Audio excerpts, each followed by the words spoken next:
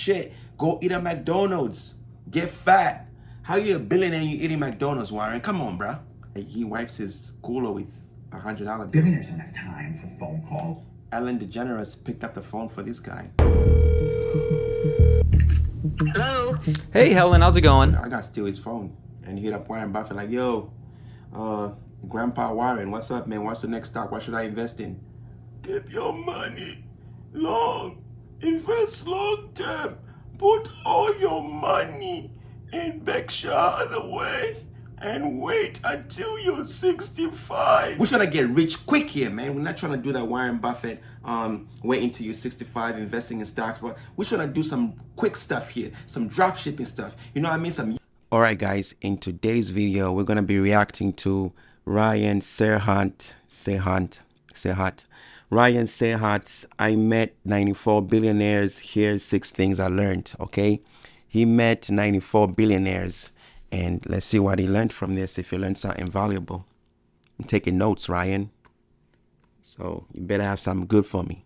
There are currently 2,640 billionaires in the world that we know of.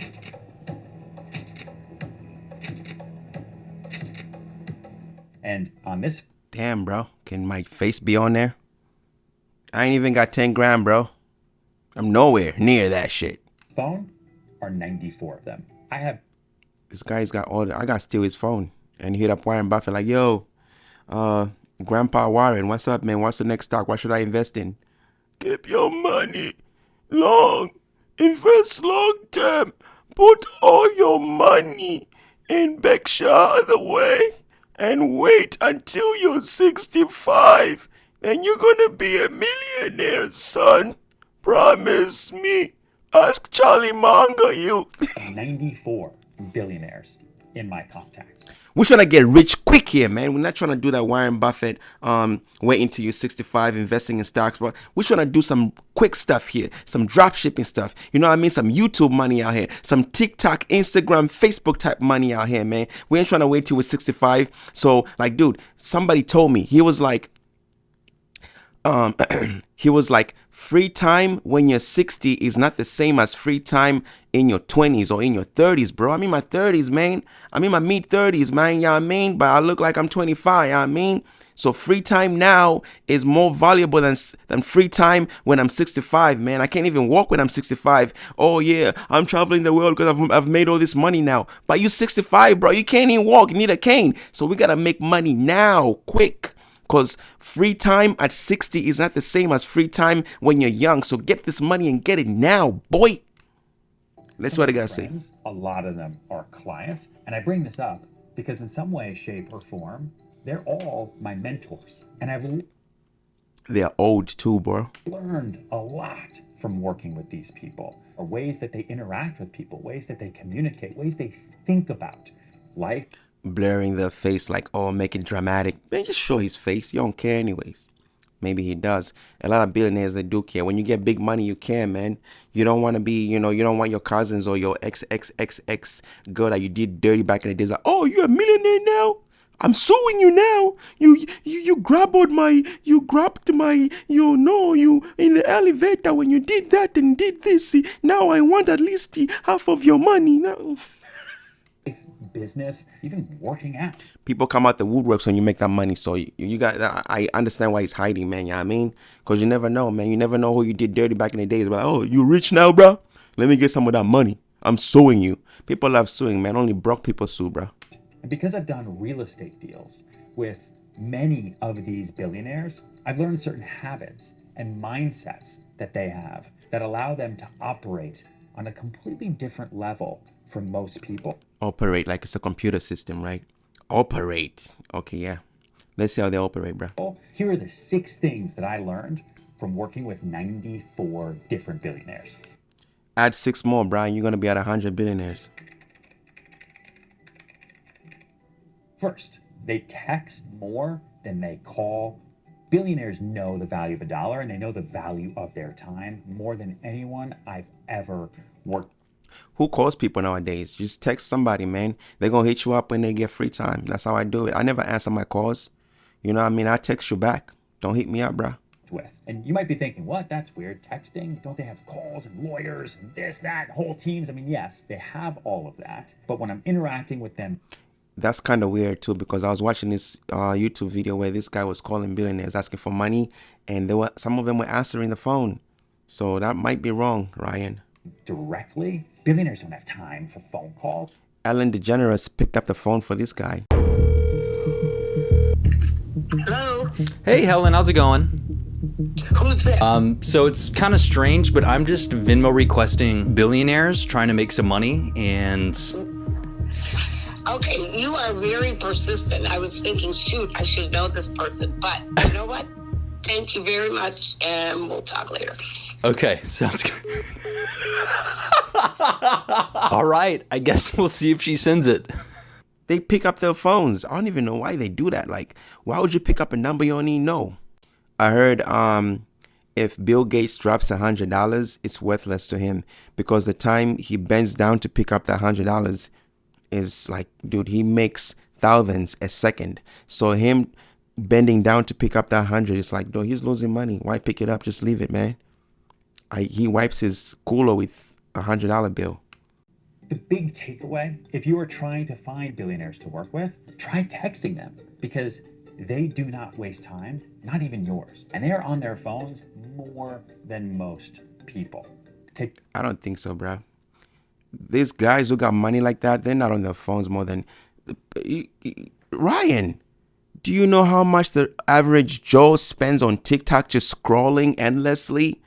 A billionaire is not going to be on the phone more than like freaking teens these days. He's lying. Takeaway number 2, they are experts at not wasting time. I went to dinner with... I don't want to waste my time too, bro. Let's go. My first billionaire client years and years and years ago. Is that him? The minute the waiter came over to bring us water. There was no sitting there and reviewing the menu. There was no asking for the specials. None of that. Here's the water. Okay, I'm going to have this, and what do you want? And if you don't tell me what you want right now, I'm going to order for you. We're going to enjoy the dinner. We're going to talk. We are on a time schedule. Damn, bro. You got to know the menu when he says, oh, we're going to this restaurant called Applebee's, bro. It's so exclusive. And it didn't feel stressful at all. Honestly, felt relaxing. Like, because when you go to a nice restaurant, you know the food's going to be good. Billionaires act differently. And it's not rude. If anything, it's super, super nice, because they understand the value of the waiter's time. Making a decision about dinner is a small decision. But what I've learned is that billionaires make big decisions quickly, because that's their job. Number 3, billionaires are always on guard of being taken advantage of. This is also what... That's so true, man. Everybody wants to sue him. You got money now, Bezos. Give me some of that Amazon money, know what I mean?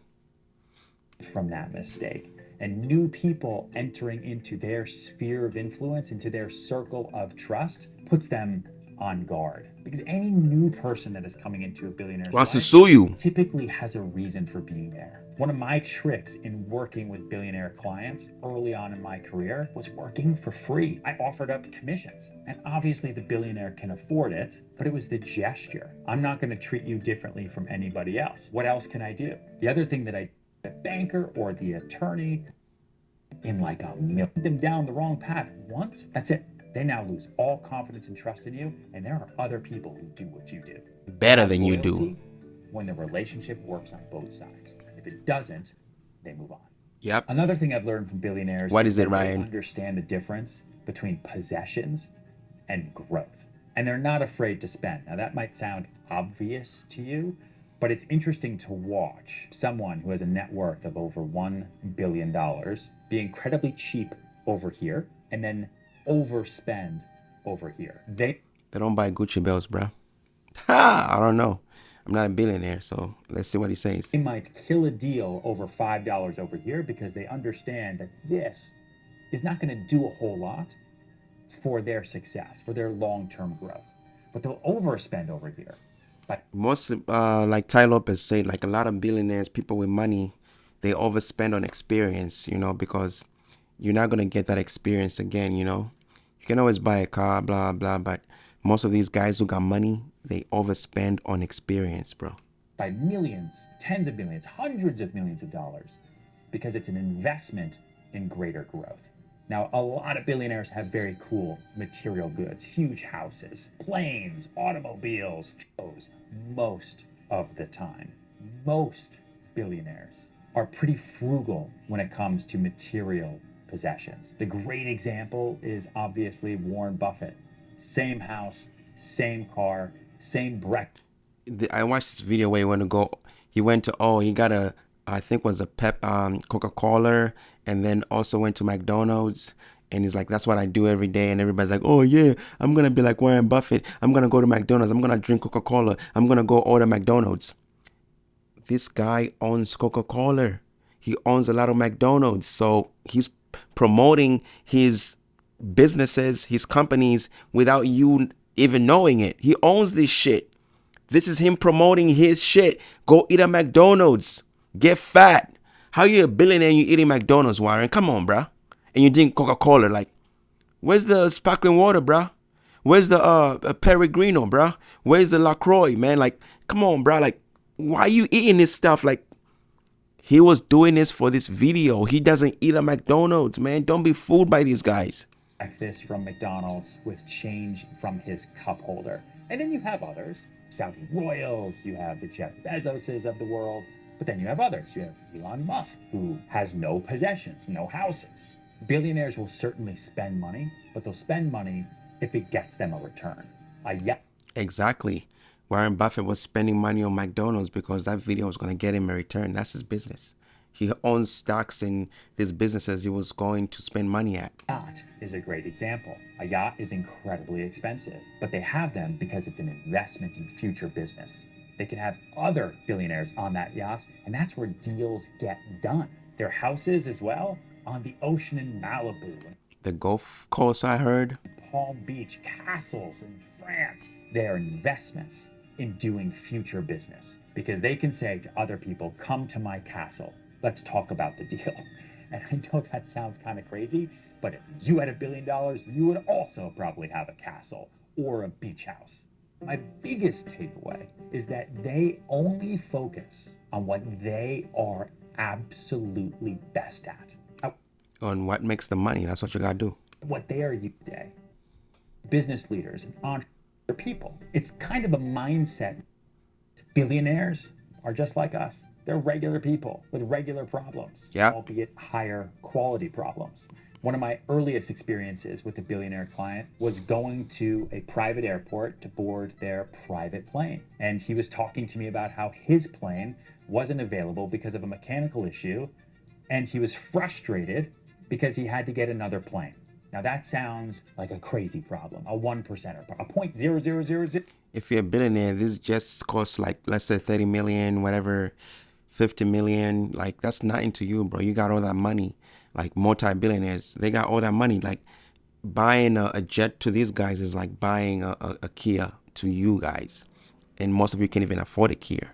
0.001% quality problems. And that's how I started to get to know so many of them. Because if someone has a private jet issue, they're not going to talk to the friends they had in college about it. They're not going to talk to people in their office about it because it would be weird and uncomfortable. It's an awkward display of wealth. So they need people to talk to about it. And I wanted to be that person. I'll help you with your still go to the bathroom. This problem that a billionaire has, that is your ticket into that society. There was even a New York Magazine profile article on me. They called me the broker to the plutocracy. Successful and wealthy people. Make sure to share, make sure to like. Shout out to Ryan Serhant. He's doing a good job for the entrepreneurship community, for the real estate community. Shout out to Ryan, and thank you for watching this video, guys. Make sure you subscribe. And my takeaways from this video is, time. Billionaires respect their time, which I already know. Billionaires spend money on what I know is experiences and not just material things. Other than that, it's a good video by Ryan, so shout out to Ryan. Make sure you subscribe to the channel, and I'll catch you guys on the next one. Yes, sir.